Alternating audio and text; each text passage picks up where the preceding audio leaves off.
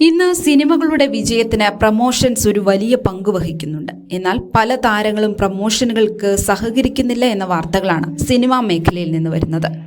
കഴിഞ്ഞ ദിവസമാണ് നടി അനശ്വര രാജിനെതിരെ ആരോപണവുമായി സംവിധായകൻ ദീപു കരുണാകരൻ രംഗത്തെത്തിയത്. തന്റെ പുതിയ സിനിമയായ മിസ്റ്റർ ആൻഡ് മിസ്സിസ് ബാച്ചിലറിന്റെ പ്രമോഷനുമായി സഹകരിക്കാൻ നായിക വൈമുഖ്യം കാണിക്കുന്നുവെന്നാണ് സംവിധായകൻ പറഞ്ഞത്. അനശ്വര രാജനും ഇന്ദ്രജിത്തും നായകന്മാരായി എത്തുന്ന സിനിമയുടെ കാര്യത്തിലാണ് ഇത്തരത്തിലൊരു അനുഭവം നേരിടേണ്ടി വന്നതെന്നും കാലു പിടിച്ചു പറഞ്ഞിട്ടും ഇൻസ്റ്റയിൽ ഒരു പോസ്റ്റ് ഇടാൻ പോലും നായിക സമ്മതിച്ചില്ലെന്നും സംവിധായകൻ പറയുന്നു.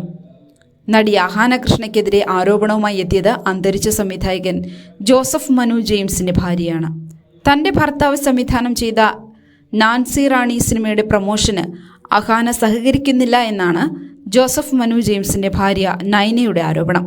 2 വർഷം മുൻപായിരുന്നു ജോസഫ് മനു ജെയിംസിന്റെ മരണം. ഇപ്പോൾ ഭാര്യ നൈനയാണ് സിനിമയുടെ നിർമ്മാണവും മറ്റ് റിലീസ് കാര്യങ്ങളും ഏറ്റെടുത്തിരിക്കുന്നത്. അഹാന മാനുഷിക പരിഗണന വെച്ചുപോലും പ്രമോഷന് സഹകരിക്കുന്നില്ല എന്നും നൈന പറയുന്നു. വാർത്തകൾക്ക് പിന്നാലെ വലിയ വിമർശനങ്ങളാണ് യുവതാരങ്ങൾക്കെതിരെ ഇപ്പോൾ സോഷ്യൽ മീഡിയകളിൽ ഉയരുന്നത്.